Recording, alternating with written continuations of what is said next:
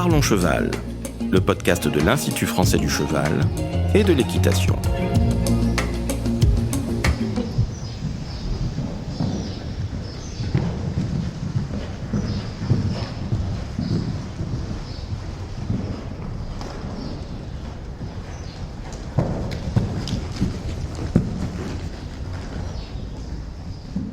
Bonjour, je suis Laurent Vigneault de l'Institut français du cheval et de l'équitation. Aujourd'hui, je reçois Honorine Tellier, responsable du Fonds patrimonial et d'archives de l'IFCE. Bonjour Honorine. Bonjour Laurent. Alors aujourd'hui, avec Honorine, on vous parle des passeurs. Les passeurs, c'est un ensemble de livres sur la mémoire orale des écuyers du Cadre Noir. Alors Honorine, peux-tu nous décrire la genèse de ce projet autour des passeurs ? Les passeurs, c'est un projet qui a pour objectif de sauvegarder des savoirs, de collecter une mémoire. Pour le coup, c'était celle de la communauté des écuyers du Cadre Noir de Saumur. On avait remarqué que tous les écuyers n'avaient pas écrit. Donc on avait un enjeu de limiter finalement une perte de ces témoignages, de ces savoirs, et qui peuvent être en fait des sources aussi d'inspiration ou de mémoire. Alors c'est vrai qu'on a connu des écuyers par le passé qui ont rédigé beaucoup. C'est moins le cas actuellement.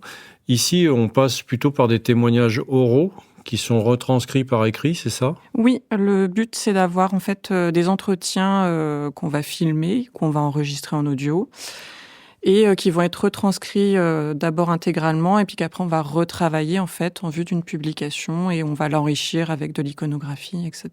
Alors c'est un projet qui est récent ou qui l'a initié ? Les débuts de la réflexion, c'était un peu en 2017, les premiers entretiens en 2018 et la publication, c'était en 2019 pour le premier tome. On en est à 5 aujourd'hui.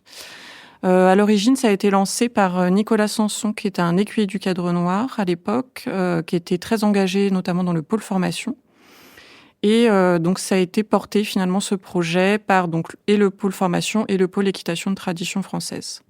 Donc on avait un comité de pilotage qui était un peu mixte avec à la fois des écuyers, dont Nicolas Sanson, il y avait également Olivier Pulse. Oui, qu'on a eu l'occasion d'avoir ici en podcast, ouais. Tout à fait. Et on avait après également Frédéric Mercier, qui est la responsable communication et marketing du Cadre Noir. Et à l'époque, il y avait Bernard Morel pour le service patrimoine.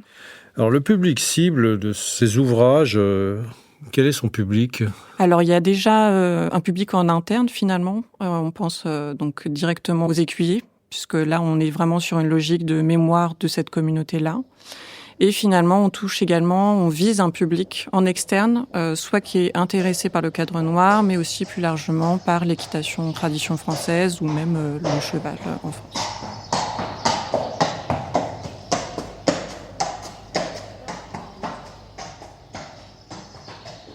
Jean-Claude Barry, ancien écuyer du Cadre Noir, nous parle de sa relation intime avec le cheval. L'écuyer, ce serait certainement un technicien, mais pas que. Je pense aussi qu'il y a une partie de sa propre personnalité. Parce que s'il y avait que de la technique, ce serait, je dirais pas trop facile, mais ce serait très accessible. Après, il faut, je pense, quelque chose en plus, qu'il faut que, voilà. Alors, là, j'ai du mal à définir. Oui, voilà. oui. Mais il faut un facteur. Ouais, il faut un facteur. Je pense peut-être une forme de sensibilité aussi, je pense, puisque il faut pas oublier qu'on est dans l'équitation, donc il y a toujours ce travail avec du vivant, Donc voilà, Oui. Peut-être ce qui serait l'écuyer, mais de façon générique et pas forcément l'écuyer du Cadre Noir. Ce qui ferait peut-être la différence, ce serait ça, c'est peut-être cette sensibilité par rapport au cheval, et qui fait que elle est dans sa technique, et que ça sublime la technique, quelque part, cette idée de la sensibilité, le sentiment, etc. Ça. Peut-être une attitude aussi, une forme de rigueur, je pense aussi, parce que il faut être très rigoureux, parce que il faut rien attendre du hasard, il faut que donc à cheval, donc je pense que c'est aussi sur la façon de monter, mais c'est aussi peut-être sur sa façon d'être, Voilà. Je pense qu'il faut aussi, peut-être si j'avais dire, c'est un savoir-faire, ça c'est sûr, mais un savoir-être aussi.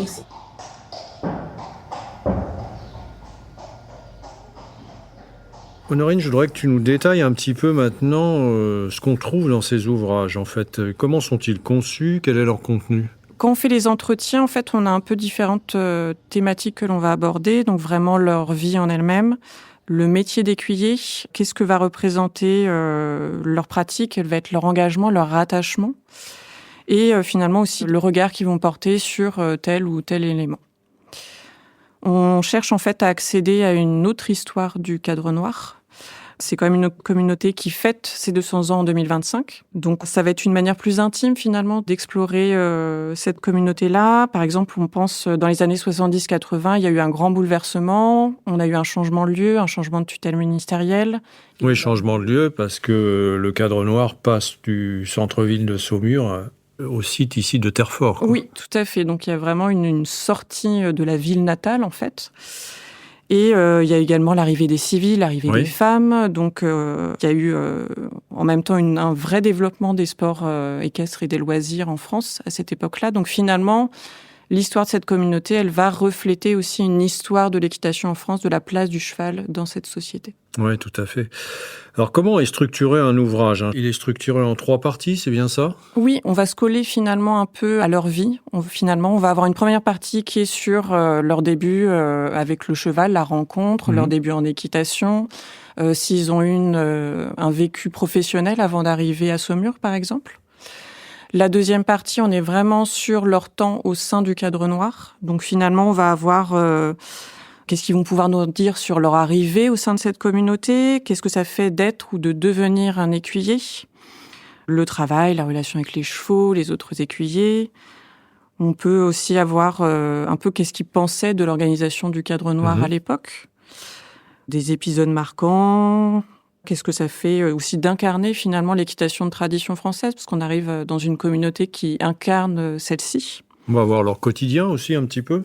Oui, tout à fait. Un peu comment ils organisent leur journée, l'état d'esprit quand ils vont faire des galas, quand ils sortent en compétition. On parle de leurs chevaux aussi. Oui, alors s'ils ont eu des chevaux un peu marquants, donc on a eu notamment des écuyers qui avaient un très fort attachement à certains chevaux, qui les ont après même récupérés quand ils étaient en retraite, par exemple. Donc c'est des belles relations finalement.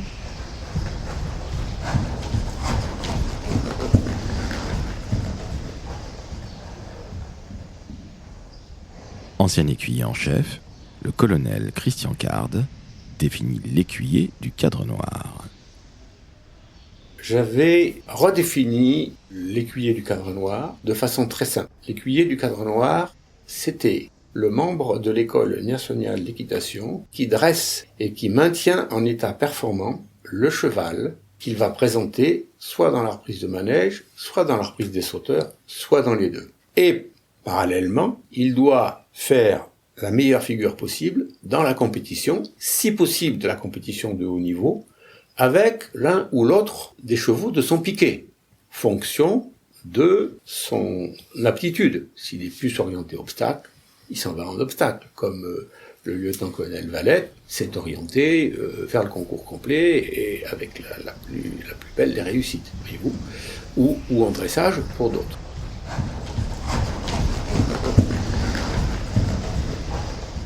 Alors il y a dans la dernière partie, ça va être une section, on va dire, plus rétrospective. Tout à fait. Le but, c'était vraiment de connaître d'une part la suite de leur carrière après le Cadre Noir. Est-ce qu'ils sont encore dans le milieu équestre? Est-ce qu'ils enseignent encore? Mais aussi, finalement, quel regard ils vont porter sur l'évolution de l'équitation, sur les phénomènes sociétaux autour des animaux, par exemple, ou les personnes qui ont finalement influencé leur carrière. Voilà, oui, c'est un peu ce temps-là. Et alors, c'est pas une succession d'interviews, hein. Je crois on entrecroise un petit peu les réponses de chaque passeur dans l'ouvrage. Oui, dans cette publication, on cherche en fait à faire émerger finalement les points communs ou les divergences de ces écuyers, parce qu'on peut avoir des profils très différents. Et finalement, on se rend compte que les points communs, c'est vraiment les valeurs qui les portent. Les valeurs d'humilité, de respect envers le cheval, de savoir-être, d'exemplarité. Ouais. Et les divergences, on va plutôt les trouver sur des éléments tacites ou des expériences, des références en fait qui vont les constituer et dans leurs relations, leur carrière, leur manière de travailler, voilà. Oui, en parcourant les ouvrages, on s'aperçoit qu'il y a quand même des points communs, notamment par rapport au respect du cheval, la recherche de son adhésion dans le travail, des choses comme ça. Et puis, comme tu disais, un savoir-être de l'écuyer qui compte beaucoup pour eux, hein, j'ai l'impression. Oui, c'est très fort, en fait. À chaque fois dans les témoignages, ce qui donne du sens et ce qui finalement fait que tous ces profils très différents arrivent à travailler et à faire ensemble, en fait, finalement. Et pour tous, un sens de la responsabilité autour du maintien de l'équitation de tradition française, hein, aussi. Oui, ça, on le ressent vraiment. C'est un des marqueurs un peu du Cadre Noir, en fait. C'est une des missions qui leur a été donnée, mais que eux-mêmes, ils ont à cœur, en fait, finalement, de la maintenir dans leur quotidien. Alors, si on revient au processus qui va générer ces ouvrages, d'abord, comment les personnes interviewées sont-elles choisies ? Alors, c'est le comité de pilotage qui va sélectionner des premiers noms, qu'on va après soumettre à l'écuyer en chef, qui les valide, ou pas. Jusque-là, il les a toujours validés. On a plusieurs critères de sélection. On va essayer quand même d'avoir les plus âgés en premier. Et également, en fait, ceux qui ont marqué ou qui ont un temps de présence un peu long au sein du Cadre Noir. Mmh. Et bien sûr, on a des écuyers qui parfois ont refusé en fait de participer parce qui ne souhaitent pas être interviewés. Ça peut être de la pudeur ou simplement ils estiment avoir suffisamment transmis, etc. Alors une fois choisi, il va y avoir les entretiens. Comment sont-ils menés ? Jusque-là, on a des stagiaires en fait qui sont issus d'un profil édition ou d'un cursus patrimoine, qui vont finalement réaliser donc ces entretiens. On a un questionnaire qui est préétabli. Le but recherché, finalement, c'est d'avoir des personnes qui connaissent pas forcément bien le Cadre Noir ou même l'équitation, parce que ça va obliger finalement les écuyers qui sont interviewés à bien expliquer les choses. D'accord. Et d'autre part, y a un peu le côté intergénérationnel aussi qui plaît des deux côtés, en fait.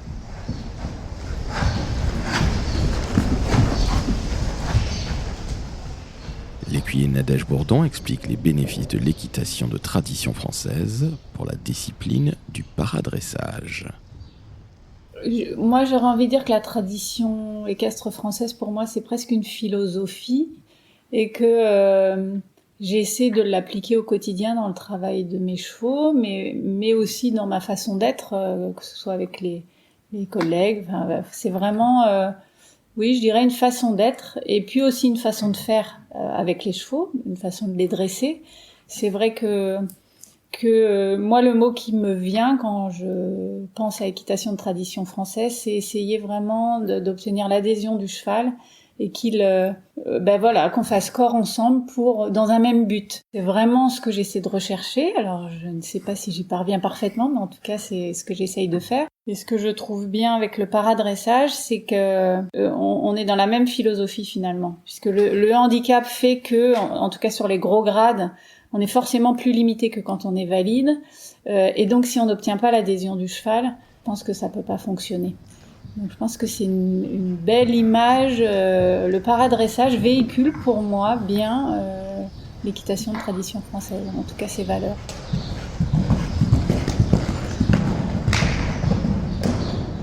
Alors une fois l'entretien réalisé, qui est capté donc sous forme de vidéo ou de son, comment arrive-t-on à l'édition d'un ouvrage ? Le premier temps, comme tu le dis, en fait, c'est l'entretien, donc avec cette série de questions qui est filmée, enregistrée, qu'on va réaliser soit sur le site du Cadre Noir ici à Saumur, soit on va aller chez l'écuyer.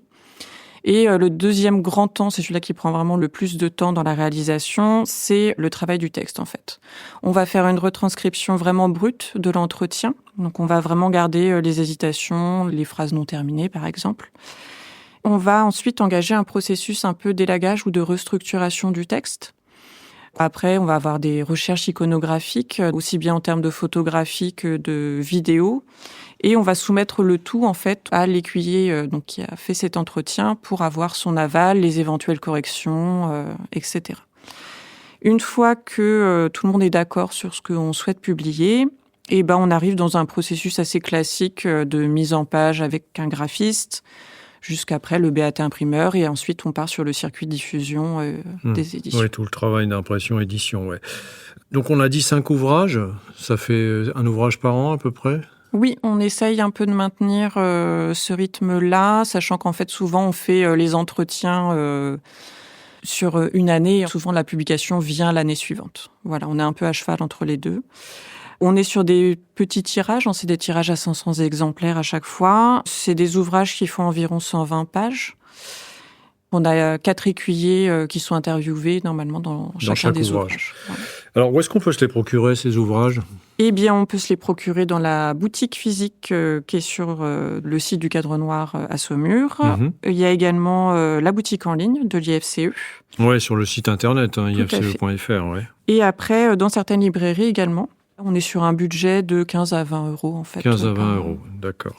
Alors, on mettra en lien dans la description du podcast, évidemment, le lien du site internet pour pouvoir les commander.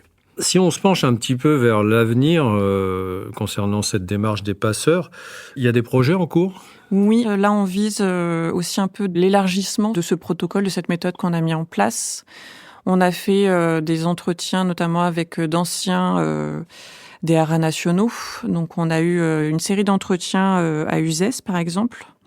On a eu Perrette Allier qui est l'une des 3 premières femmes qui a été directrice d'un haras national. On a eu également Vincent Moreau et Jean-Pierre Dumas qui ont été notamment sur les questions d'attelage, de reproduction, etc. Et on a également eu un ancien cellier des haras nationaux, donc qui était Brice Arnoux, qui lui était en poste à La Roche-sur-Yon, qui a été vraiment celui qui a remis en place toute une tradition, un savoir-faire de la sellerie au sein des haras. Oui, donc une ouverture intéressante. Et puis je crois qu'il y a un projet assez concret pour 2025 autour des Jeux Olympiques, c'est ça ?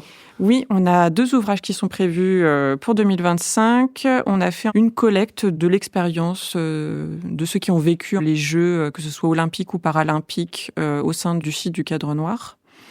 Et on a été un peu plus dans une logique d'équipe ou de groupe. On a fait le choix d'avoir des écuyers, mais aussi des soigneurs et d'autres personnes qui ne sont pas forcément écuyers, en fait. Alors, ils sont nombreux à avoir participé à des échéances liées aux Jeux Olympiques. Là, vous êtes intéressé à une période particulière, je crois. Le plus ancien qu'on a réussi à voir, il a fait les Jeux de 1980 à Moscou. Oui, les Jeux de substitution, oui. Voilà. Et vous êtes allé jusqu'à Tokyo, je crois. Oui, on s'est arrêté aux Jeux de Tokyo de 2021, parce qu'en fait, tous les entretiens ont été réalisés avant les Jeux de Paris en 2024. Alors, il y a des écuyers retraités parmi eux. Alors, on peut les citer, parce que ce sont quand même des gens qui ont fait les Jeux Olympiques. Il y a Jean-Louis Gunst. Oui, il y a également Philippe Limousin, Jean-Franck Gérard. Dominique Flamand aussi. Oui, et Jean-Luc Force. Et on aura peut-être également Didier Courrèges. Et parmi eux, il y a aussi des écuyers qui sont encore en poste actuellement. Alors, il y en a en para, Sébastien Goyenex. Oui, il y a Marc-André Morin et Nadège Bourdon. Et donc, ceux qui ont participé eux-mêmes aux Jeux Olympiques, le colonel Thibaut Valette, qui est l'écuyer en chef. Tout à fait. Et on a également Arnaud Boiteau et Didier Desnain. On a également eu des soigneurs, donc Geoffrey Potielic, Laurent Verdier. Laurent Leroy aussi. Oui. Nathalie Cadar, Benoît Tarot et Yann Devanne, qui a accompagné le colonel Thibaut Valette. Et on a aussi une cavalière paralympique qui est détachée à l'IFCE, Céline Gerny. Oui, et on a également un vétérinaire, donc Xavier Goupil, qui lui accompagnait les équipes olympiques sur le concours complet.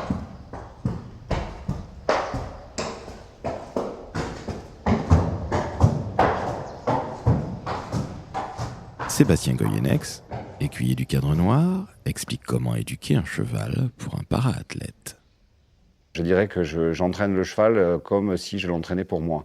J'aime les chevaux qui soient participatifs, j'aime les chevaux qui soient assez légers à monter, qui soient assez fins dans la réponse aux aides. Et donc en fait, je les prépare pour qu'ils soient dans cet état-là. Et quand c'est le moment et qu'ils sont assez sûrs, je fais en sorte que le cavalier puisse passer le plus de temps possible avec ce cheval pour mettre en place une relation. Donc c'est pas qu'à cheval et c'est pas que dans le travail, mais notamment par rapport au travail. C'est le cavalier qui va mettre en place ses propres codes. Et moi, je vais pas mettre en place les codes qu'utilisera le cavalier. Je pense que c'est pas possible, enfin pour moi c'est pas possible de faire autrement. Chiara, elle monte pas juste à une main, elle est hémiplégique, c'est-à-dire qu'elle ne contrôle pas son côté droit. Je vois pas comment je pourrais me mettre dans sa peau et monter le cheval comme si j'étais hémiplégique, c'est pas possible. Donc je le monte avec mes 2 mains et mes 2 jambes et puis ensuite je fais en sorte qu'elle puisse le monter le plus souvent possible pour que tous les deux partagent le plus de moments dans le travail pour se connaître et laisser à Chiara l'occasion de mettre en place ses propres codes. D'ailleurs, elle a des codes, même des codes vocaux, qui sont des codes que je n'utilise pas du tout moi quand je suis sur le cheval. Mais quand ils sont ensemble, pas de confusion et le cheval fait très facilement la part des choses. C'est plus que étonnant, c'est assez émouvant même de voir que le cheval en fait comprend des choses que finalement moi je ne lui ai pas apprises, que la cavalière s'est donné la peine de mettre en place.